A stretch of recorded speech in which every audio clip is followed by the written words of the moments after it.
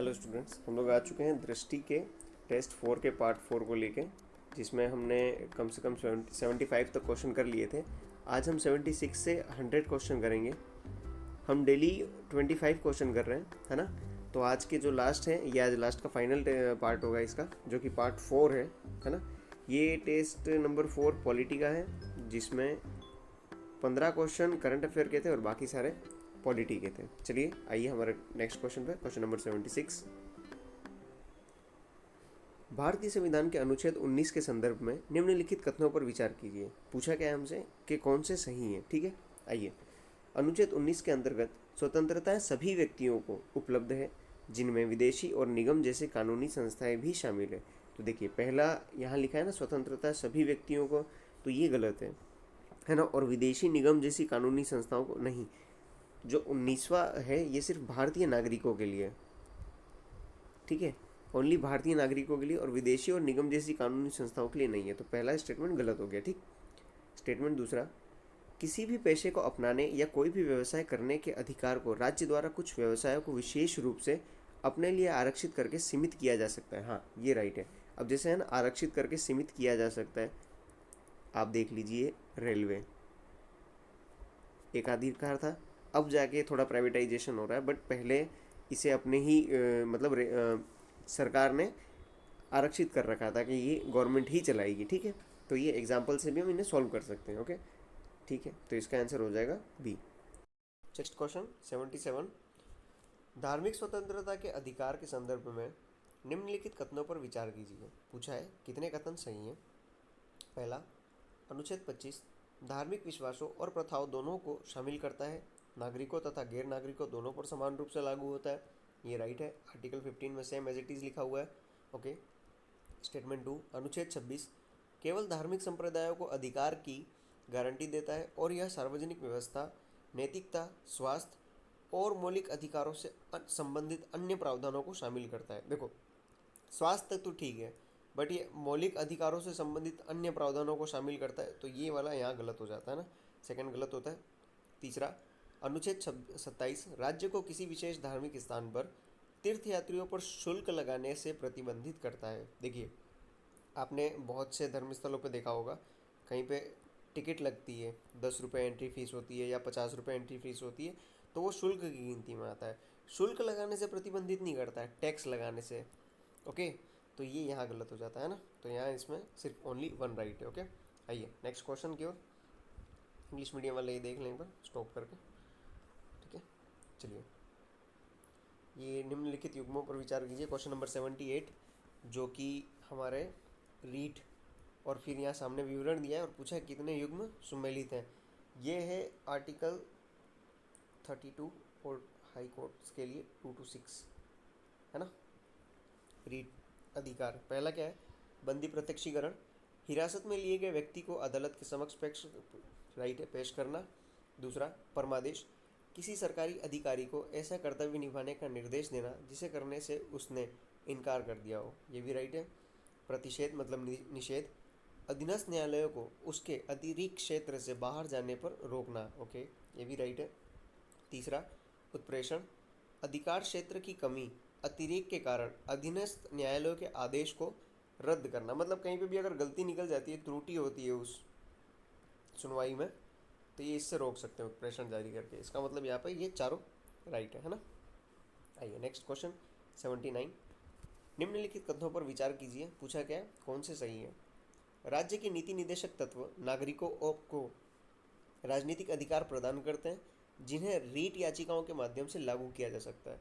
देखिए, डीपीएसपी राजनीतिक अधिकार प्रदान नहीं करते और ये प्रवर्तनीय भी नहीं है, आपने पढ़ा ही है, प्रवर्तनीय नहीं है, मतलब कि आर्टिकल 37, ओके। तो ये गलत है पहला। दूसरा, राज्य के नीति निदेशक तत्व सामाजिक और आर्थिक लोकतंत्र की स्थापना के क्रम में संघ और राज्य सरकारों के लिए निर्देशों की भूमिका निभाते हैं। हाँ, ये राइट है दूसरा स्टेटमेंट, क्योंकि डीपीएसपी बताते हैं सरकार को और केंद्र को कि आपको क्या करना चाहिए, है ना।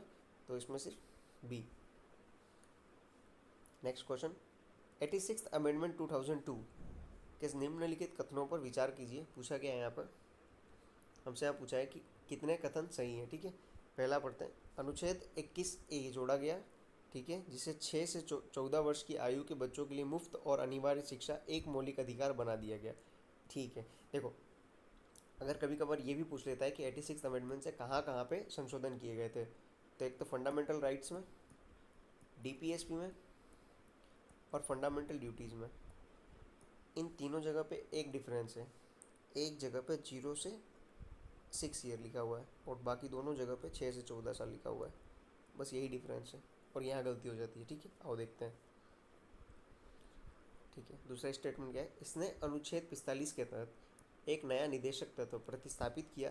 प्रतिस्थापित से मीनिंग अनुच्छेद 45 में कुछ और लिखा था और इस अमेंडमेंट के बाद यहाँ कुछ और लिखा गया है, जिसमें सभी बच्चों के लिए 6 वर्ष की आयु पूरी करने तक प्रारंभिक बचपन की देखभाल और शिक्षा को अनिवार्य बनाया गया। ये डीपीएसपी में मतलब कि 0 to 6 ईयर वाला प्रावधान डाला हुआ है। ठीक है, अनुच्छेद 51 है मतलब फंडामेंटल ड्यूटीज़, जिसमें माता पिता या अभिभावकों से 6 से 14 वर्ष की आयु के अपने बच्चों को शिक्षा के अवसर प्रदान करने की अपेक्षा की गई है। ये भी राइट है यहाँ पर, मतलब तीनों सही है ना। आइए नेक्स्ट क्वेश्चन। विधेयकों के संबंध में राज्यपाल की शक्तियों के बारे में निम्नलिखित कथनों पर विचार कीजिए। पूछा है कौन सी सही है। राज्यपाल धन विधेयक के अलावा किसी साधारण विधेयक को पुनर्विचार के लिए विधानमंडल को वापस कर सकते हैं। देखो चाहे राष्ट्रपति हो या राज्यपाल, धन विधेयक को पुनर्विचार के लिए नहीं भेजा जा सकता है। ठीक है, तो पहला राइट है। दूसरा, राज्यपाल धन विधेयक पर अपनी सहमति रोक सकता है, ये भी राइट है। देखो राज्यपाल के पास दो ऑप्शन होते हैं धन विधेयक के लिए, एक तो वो सहमति रोक सकता है और सहमति दे सकता है। ठीक है, तो इसका मतलब यहाँ पर दोनों स्टेटमेंट राइट है। धन विधेयक हमेशा राज्यपाल की ये क्या कहते हैं, अनुमति से, पूर्व अनुमति से ही पेश किया जाता है। ठीक है, आइए नेक्स्ट क्वेश्चन 82। निम्नलिखित स्थितियों पर विचार कीजिए जिनमें राज्यपाल अपने संवैधानिक विवेकाधिकार से कार्य कर सकता है। कितनी स्थितियों में राज्यपाल की विवेकाधीन शक्तियां शामिल है। ठीक है, देखो राज्यपाल की विवेकाधीन शक्तियां ना दो टाइप से है, एक कॉन्स्टिट्यूशनल है और एक कंडीशनल है, मतलब कि स्थिति के ऊपर कि ऐसी कंडीशंस बन गई हैं। ठीक है, तो पहला पढ़ते हैं। राज्य विधानसभा में किसी भी राजनीतिक दल को बहुमत प्राप्त न होने पर मुख्यमंत्री की नियुक्ति। देखो ये नहीं होगा क्योंकि ये कंडीशन है ना, पढ़ने से ही लग रहा है ना कि एक ऐसी स्थिति उत्पन्न हो गई है, तो ये नहीं होगा। दूसरा, विधानसभा में बहुमत खो चुकी मंत्रिपरिषद की बर्खास्तगी, ये भी नहीं होगा, ये भी कंडीशनल है। तीसरा, मंत्रिपरिषद द्वारा बहुमत खो चुकी और कोई वैकल्पिक सरकार न होने पर विधानसभा का विघटन। सब ये तीनों के तीनों कंडीशन के ऊपर डिपेंड करते हैं कि ऐसी स्थिति उत्पन्न होगी। संवैधानिक कौन सा है पता है? संवैधानिक से मीनिंग हुआ use of article 356, use of article 200 क्या है, कोई भी विधेयक राष्ट्रपति के लिए आरक्षित करना। ठीक है, और वो कौन से विधेयक आरक्षित किए जाएंगे ये गवर्नर डिसाइड करता है। ठीक है, तो ये होते हैं कॉन्स्टिट्यूशनल और ये है कंडीशनल। तो यहाँ पूछा है कि संवैधानिक विवेकाधिकार कौन कौन से, तो इनमें से एक भी नहीं है, तो यहाँ आएगा डी, कोई भी नहीं। ओके नेक्स्ट, ये इंग्लिश मीडियम वालों के लिए पर देख लें वो रोक के इसे। ठीक है, आइए क्वेश्चन नंबर 83। मुख्यमंत्री के कार्यकाल के संबंध में निम्नलिखित कथनों पर विचार कीजिए, कितने सही हैं ये पूछा है। ठीक है, पहला, मुख्यमंत्री का कार्यकाल निश्चित नहीं होता है और वह राज्यपाल के प्रसाद पर्यंत पद धारण करता है। पहला राइट है, क्योंकि जब तक बहुमत होता है तभी तक मुख्यमंत्री रहता है ना, जैसे ही बहुमत खत्म हुआ उसकी सरकार गिर जाएगी, तो पहला राइट है। दूसरा, राज्यपाल किसी भी समय मुख्यमंत्री को पद से हटा सकता है, भले ही उसे विधानसभा में बहुमत प्राप्त नहीं, जब तक विधानसभा में उसको बहुमत प्राप्त है तब तक नहीं हटा सकते। जब विश्वास फ्लोर टेस्ट वाला ऑप्शन आता है ना, जब उसे बहुमत नहीं होता है तो तब हटाते हैं, और जब तक बहुमत है तब तक नहीं हटा सकते। ठीक है। तीसरा, विधानसभा में विश्वास खोने पर मुख्यमंत्री को इस्तीफा देना होता है, राज्यपाल द्वारा उसे बर्खास्त किया जा सकता है, ये राइट है। अगर विश्वास खो देगा तो मुख्यमंत्री को इस्तीफा देना पड़ेगा और फिर राज्यपाल उसे बर्खास्त भी कर सकता है, फ्लोर टेस्ट के जरिए या इन सब के जरिए। ठीक है, तो कौन कौन से राइट है, पहला और दूसरा, इसमें दूसरा राइट है, दो राइट है मतलब। आइए नेक्स्ट, उच्च न्यायालय को न्यायालय की अवमानना के लिए दंडित करने का अधिकार है, इसे अभिलेख न्यायालय के अंतर्गत आता है। अभिलेख न्यायालय मतलब आपने ये पढ़ा होगा न्यायालय अवमानना अधिनियम 1967 या 1971, 1967 है ना। न्यायालय अवमानना अधिनियम 1967 के तहत ये इसमें आता है। नहीं नहीं नहीं, सॉरी सॉरी सॉरी, नोट, ये 1971 है। ओके, 1971। आपने एक एग्जाम्पल देखा होगा, किसी सुप्रीम कोर्ट के जज को 1 रुपये का दंड दिया गया था न्यायालय की अवमानना के लिए, है ना। तो ये वो है। आइए नेक्स्ट। न्यायिक समीक्षा के संदर्भ में उच्च न्यायालय की शक्तियों के संबंध में निम्नलिखित कथनों पर विचार कीजिए, कितने सही हैं। ओके। उच्च न्यायालय केंद्र और राज्य सरकारों के विधायी अधिनियमों एवं कार्यकारी आदेशों की संवैधानिकता की समीक्षा कर सकता है, राइट है। दूसरा, 42वें संविधान संशोधन अधिनियम 1976 द्वारा केंद्रीय विधियों से संबंधित मामलों को शामिल करने के क्रम में उच्च न्यायालय की न्यायिक समीक्षा का विस्तार हो ही नहीं सकता है। 42 ने हर जगह रेस्ट्रिक्शन लगाया था, न्यायालय वर्सेस विधायिका, ये हो गया था कि न्यायालय से ऊपर है, तो ये तो गलत है। तो यहाँ पे 42 गलत है। 43rd अमेंडमेंट करके 42 ने रोका था और 43rd ने इसे वापस से बहाल किया था कि न्यायिक समीक्षा का विस्तार किया जाए, है ना। तो दूसरा स्टेटमेंट गलत होता है। थर्ड, यदि किसी विधि से मूल अधिकारों का उल्लंघन होता है तो उसकी संवैधानिक वैधता को उच्च न्यायालय में चुनौती दी जा सकती है। यस, आप आर्टिकल 226 का यूज़ करेंगे, है ना। और सुप्रीम कोर्ट में 32। ओके, तो पहला और तीसरा राइट है, इसका मतलब ऑप्शन 2 बी। आइए नेक्स्ट क्वेश्चन। लोक अदालत के संबंध में निम्नलिखित कथनों पर विचार कीजिए। देखिए, लोक अदालत क्या होता है, ये वैकल्पिक न्यायालय एक तरीके से, है ना। न्यायालय से बाहर वैकल्पिक न्यायालय होते हैं ये लोग। देखो क्या पूछा है, कितने सही हैं। इसको न्यायालय में लंबित या मुकदमे पूर्व चरण के विवादों का निपटारा करने का अधिकार है। हाँ, या तो केस चल रहा है सुप्रीम कोर्ट में या कोर्ट में कहीं पे, या उससे पहले भी इनके पास भेजा जा सकता है, ठीक है। दूसरा, लोक अदालत का निर्णय अंतिम होता है, सभी पक्षों पर बाध्यकारी, और ऐसे निर्णय के विरुद्ध किसी भी न्यायालय में अपील नहीं की जा सकती, ये भी राइट है। तीसरा, इन्हें विधिक सेवा प्राधिकरण अधिनियम 1987 के अंतर्गत वैधानिक दर्जा दिया गया है, ठीक है। ये तीनों राइट है इसमें, है ना। तो ये तीनों ही सही है। नेक्स्ट, ग्राम न्यायालयों के संबंध में निम्नलिखित कथनों पर विचार कीजिए। पहला पूछा क्या है, कौन से सही है। इसे मध्यवर्ती स्तर पर प्रत्येक पंचायतों या सन्निहित पंचायतों के समूह के लिए स्थापित किया जाता है, ठीक है। दूसरा, ग्राम न्यायालय के पीठासीन अधिकारी को न्यायाधिकारी कहा जाता है और उसे राज्य सरकार द्वारा सर्वोच्च न्यायालय के परामर्श से नियुक्त किया जाता है। देखो अब एक चीज़, यहाँ क्या लिखा हुआ है, सर्वोच्च न्यायालय। ग्राम न्यायालय राज्य की बात है ना। एक गांव के लिए न्यायालय की स्थापना या उस एरिया के लिए सर्वोच्च न्यायालय का इन्वॉल्वमेंट क्यों होगा, हाई कोर्ट का इन्वॉल्वमेंट होगा। तो ये यहाँ गलत हो जाएगा, ए आएगा इसमें, है ना। नेक्स्ट 88, केंद्रीय प्रशासनिक प्राधिकरण के संबंध में निम्नलिखित कथनों पर विचार कीजिए। पूछा क्या है, कितने सही हैं। केट रक्षा बलों के सदस्यों सहित लोक सेवकों की भर्ती और सेवा संबंधी सभी मामलों के संबंध में मूल अधिकार क्षेत्र का उपयोग कर सकता है। देखो, रक्षा बलों के सदस्यों सहित ये गलत है। केट में सिर्फ लोक सेवकों की भर्ती और सेवा संबंधी मामले, और ऐसे ही जो लोक सेवक और अन्य संवैधानिक पदों पर हैं उनमें आता है। रक्षा बल इसके क्षेत्र से बाहर है, तो पहला गलत। दूसरा, केट के अध्यक्ष और सदस्यों की नियुक्ति केंद्र सरकार द्वारा भारत के मुख्य न्यायाधीश या उनके द्वारा नामित न्यायाधीश की अध्यक्षता वाली समिति की सिफारिश पर की जाती है, राइट है। तीसरा, केट के आदेशों के खिलाफ अपील उच्च न्यायालय को दरकिनार करते हुए सीधे सर्वोच्च न्यायालय में की जा सकती है। देखो, जो मूल रूप से जब अमेंडमेंट करके ऐड किया था 14A को, 14 भाग ए, जब इसे ऐड किया गया था तो मूल रूप से यही था कि आप सीधे सर्वोच्च न्यायालय में, पर चंद्र कुमार केस हुआ था एक, है ना, उसमें कहा कि उच्च न्यायालय में ले जा सकते हैं। तो ये तीसरा यहाँ गलत हो गया, तो इसमें सिर्फ एक राइट है, ठीक है। आइए नेक्स्ट, इंग्लिश मीडियम वाले ये देख लेंगे। भारत शासन अधिनियम, क्वेश्चन नंबर 89, भारत शासन अधिनियम 1935 के निम्नलिखित प्रावधानों में से कौन सा कभी लागू नहीं हुआ, ठीक है। मतलब ये नहीं है बोला कि एक्ट तो आ गया पर लागू नहीं हो पाया। पहला, प्रांतीय स्वायत्ता। देखिए, प्रांतीय स्वायत्ता 1937 में प्रभावी कर दी गई थी। केंद्र में द्वैत शासन, देखो ये जो है बी, केंद्र में द्वैत शासन, ये कॉन्फ्लिक्टेड था क्योंकि यहाँ था आरक्षित है ना, और हस्तांतरित इन दो में बांटा गया था। ये कभी लागू नहीं हो पाया था इनसे। तो आंसर तो हमें पता चल गया कि ये बी है इसका आंसर। दूसरा देख ले, संघीय न्यायालय का गठन। संघीय न्यायालय भी 1937 में गठित हो चुका था। प्रांतों में द्विसदनीयता की शुरुआत, ये भी हो चुका था। ठीक है, तो इसमें सिर्फ ये बी, केंद्र में द्वैध शासन, ये लागू नहीं हो पाया था, तो इसका बी आंसर होगा। Okay, next question. वर्ष 1946 के उद्देश्य प्रस्ताव के संदर्भ में निम्नलिखित कथनों पर कौन से सही है? ठीक है, पूछा है इसके द्वारा भारत को एक स्वतंत्र संप्रभु गणराज्य घोषित किया गया।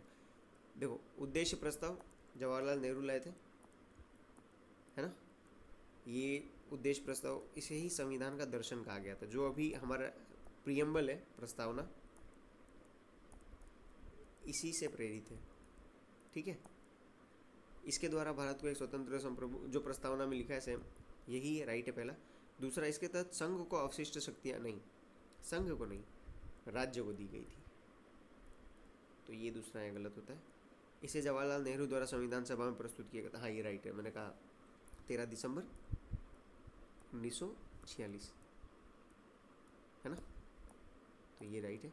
चौथा, इसे बिना किसी परिवर्तन के प्रस्तावना के रूप में शब्दशः अपनाया गया है। बिना और शब्दशः मतलब वर्ड टू वर्ड, गलत है, इसमें अमेंडमेंट किए गए, इसके बाद इसे अपनाया गया था, है ना। तो पहला राइट, तीसरा राइट, तो इसका ए हो जाएगा आंसर। ठीक है, next question, question number 91। Bharat में जनहित याचिका के संदर्भ में निम्नलिखित कथनों पर विचार कीजिए। ओके, पूछा क्या है, कितने कथन सही हैं? जनहित याचिका के तहत लोकस स्टेंडाई के प्रारंभिक नियमों में ढील दी गई ताकि उन लोगों की ओर से भी मामला दायर किया जा सके जो न्यायालय नहीं जा सकते। लोकस स्टेंडाई का मतलब जो पीड़ित है वही केस करेगा। ठीक है, तो ये राइट है। दूसरा, इसके तहत आमतौर पर पूरी तरह से निजी विवादों को निपटाने के बजाय वंचित लोगों के एक बड़े वर्ग के अधिकारों को लागू करने के लिए याचिका दायर की जा सकती है। ये भी राइट है कि हाँ, मतलब सिर्फ एक या दो लोगों का नहीं, आप इससे बहुत बड़ा वर्ग पीड़ित हो रहा है, तो उसके लिए आपने वो बारूद बनाने वाली फैक्ट्रियों के केस देखे होंगे, है ना। तीसरा, जनहित याचिका के तहत न्यायालय की भूमिका सामान्य मुकदमेबाजी की तुलना में अधिक सक्रिय और रचनात्मक होती है। हाँ, आप देखेंगे कि न्यूज़पेपर से और पोस्ट कार्ड से, पोस्टल पेपर से, इनसे भी ये लोग केस उठा लेते हैं कि हाँ ये सुप्रीम कोर्ट के दायरे में आता है ना। तो ये तीनों राइट होंगे इसमें स्टेटमेंट। आप देखिए, जनहित याचिका पीएन भगवती, है ना, पीएन भगवती और वी.आर. कृष्ण अय्यर, वी.के. अय्यर साहब, ये लोग भारत में जनहित याचिका को लाए थे, अग्रदूत माने जाते हैं ये लोग। ठीक है, तो इसमें आंसर सी होगा 91 का। आइए नेक्स्ट क्वेश्चन 92। भारत में क्षेत्रीय परिषदों के संदर्भ में निम्नलिखित कथनों पर विचार कीजिए। पूछा क्या है, कौन सी सही है? सबसे पहले तो देख लो, क्षेत्रीय परिषदें ये 1956 राज्य पुनर्गठन अधिनियम से बनी हुई है। ये सब वैधानिक है, संवैधानिक नहीं है ना, वैधानिक है। और तीसरा, ये राज्यों के बीच में समन्वय को बढ़ाती है, यानी फेडरल, जो संविधान का संघीय संरचना है उसको मजबूत करती है। ठीक है, पहला क्या है, पूर्वोत्तर परिषद राज्य पुनर्गठन अधिनियम 1956 के अंतर्गत गठित 5 वैधानिक क्षेत्रीय परिषदों में से एक नहीं, पूर्वोत्तर परिषद 1971 से गठित हुई थी। ठीक है, तो ये गलत है। प्रत्येक क्षेत्रीय परिषद का उपाध्यक्ष उस क्षेत्र के सदस्य राज्यों के मुख्यमंत्री से प्रतिवर्ष चुना जाता है, ये राइट है। उपाध्यक्ष तो मुख्यमंत्री अलग अलग हर साल, बट अध्यक्ष इसके होते हैं गृह मंत्री। ठीक है, गृह मंत्री इसके अध्यक्ष होते हैं। ठीक, तो इसमें राइट सिर्फ बी, पहला स्टेटमेंट गलत है। Question number 93। संविधान की 10वीं अनुसूची के अंतर्गत निम्नलिखित में से कौन सी स्थिति दल बदल के आधार पर किसी सदस्य की अयोग्यता का कारण नहीं बनेगी? 10वीं अनुसूची, दल बदल, 52nd अमेंडमेंट। ठीक है, पहला क्या कहता है, निर्वाचित सदस्य द्वारा स्वेच्छा से उस राजनीतिक दल की सदस्यता को त्यागना जिसके अंतर्गत वो निर्वाचित हुआ है, इससे उसे बाहर कर दिया जाएगा, मतलब दल बदल लागू होता है। यहाँ पूछा है कौन से पे नहीं लागू होगा। ठीक है, दूसरा, निर्वाचित सदस्य द्वारा पूर्व अनुमति के बिना पार्टी व्हिप के विपरीत मतदान देना, इस पर भी लागू होगा। निर्दलीय सदस्य द्वारा निर्वाचित होने के बाद किसी राजनीतिक दल में शामिल होना, इस पर भी लागू होगा। डी, मनोनीत सदस्य द्वारा मनोनीत होने की तिथि से 6 माह के अंदर किसी राजनीतिक दल में शामिल हो जाना, ये गलत है, इस पर नहीं होगा, क्योंकि 6 माह के बाद, ये 6 माह के अंदर अगर कर लेगा तो इस पर लागू नहीं होगा, अगर 6 माह के बाद करता है तो इस पर लागू होता है, ठीक है। तो इसमें आंसर डी आएगा। ओके, नेक्स्ट 94, राजभाषा से संबंधित संवैधानिक प्रावधानों के संदर्भ में निम्नलिखित कथनों पर विचार कीजिए। पूछा क्या है, कौन से सही है। किसी राज्य का मुख्यमंत्री राष्ट्रपति की पूर्व सहमति से उच्च न्यायालय की कार्रवाई में हिंदी के प्रयोग को प्राधिकृत कर सकता है। देखो ये गलत है, आर्टिकल 348, ठीक है, यहाँ मुख्यमंत्री की जगह गवर्नर है, राज्यपाल राष्ट्रपति की पूर्व सहमति से उच्च न्यायालय की कार्रवाई में हिंदी के प्रयोग को प्राधिकृत कर सकता है। तो पहला स्टेटमेंट गलत है। दूसरा, प्रत्येक राज्य और स्थानीय प्राधिकरण द्वारा भाषाई अल्पसंख्यक समूहों के बच्चों को मातृभाषा में प्राथमिक शिक्षा प्रदान करने का प्रयास किया जाएगा। सीधे सीधे आर्टिकल 350A के वर्ड सही है, ठीक है, तो ये राइट है, इसमें सिर्फ बी राइट होगा। ओके, वैसे ये जो राजभाषा से संबंधित प्रावधान आपके संविधान के भाग 17 में आएंगे, ठीक है। भाग और अनुसूचियाँ बहुत इंपॉर्टेंट है, ठीक है। 95, अरे आप लोग ये इंग्लिश मीडियम वाले इसे पॉज करके देख लें। क्वेश्चन नंबर 95, भारत के महान्यायवादी और किसी राज्य के महाअधिवक्ता के संदर्भ में निम्नलिखित कथनों पर विचार कीजिए। पूछा है कौन से सही है। सबसे पहले तो आप लोग देख लीजिए कि भारत के महान्यायवादी, ठीक है, भारत के महान्यायवादी आते हैं आर्टिकल 76 और राज्य के महाअधिवक्ता आर्टिकल 165, है ना।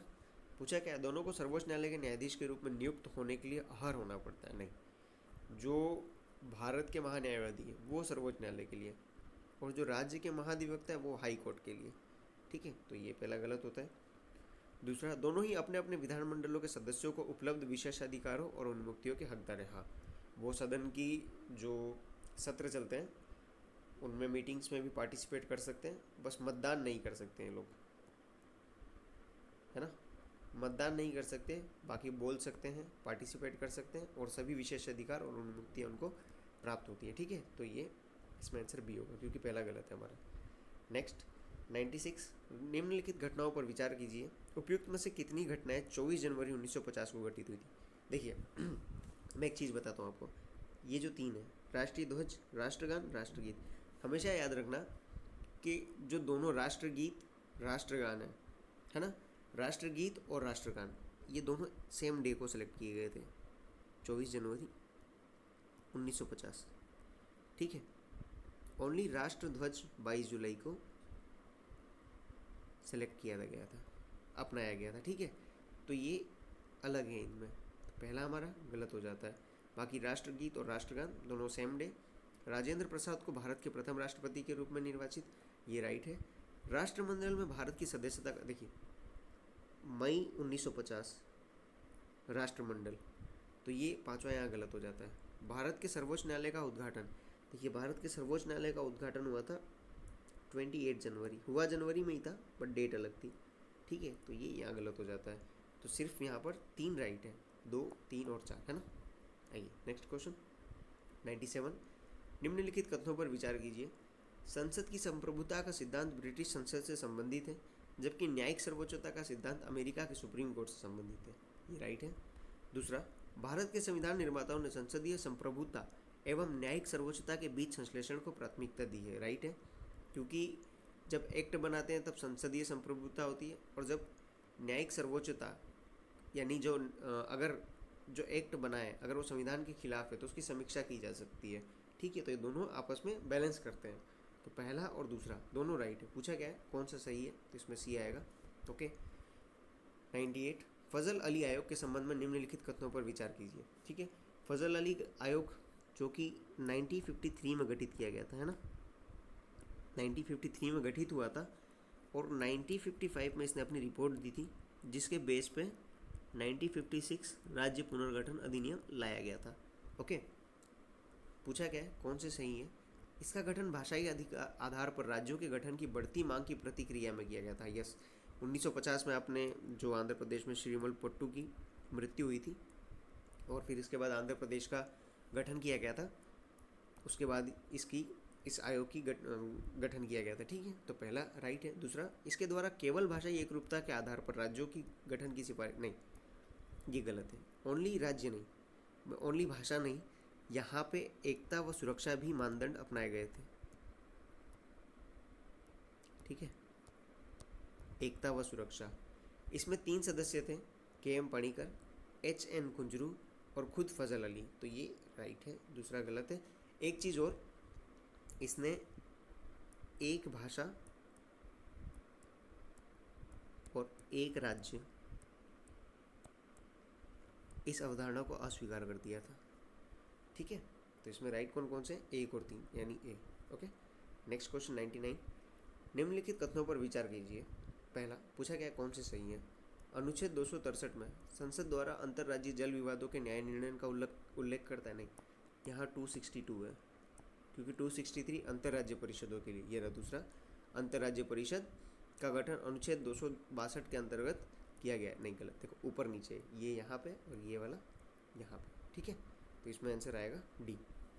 नेक्स्ट, जनजातीय क्षेत्रों के प्रशासन से संबंधित छठी अनुसूची, देखिए छठी अनुसूची भाग 10, 5वीं और 6ठी अनुसूची भाग 10, आर्टिकल 244। ओके, पूछा क्या है, छठी अनुसूची निम्नलिखित राज्यों पर लागू होती है।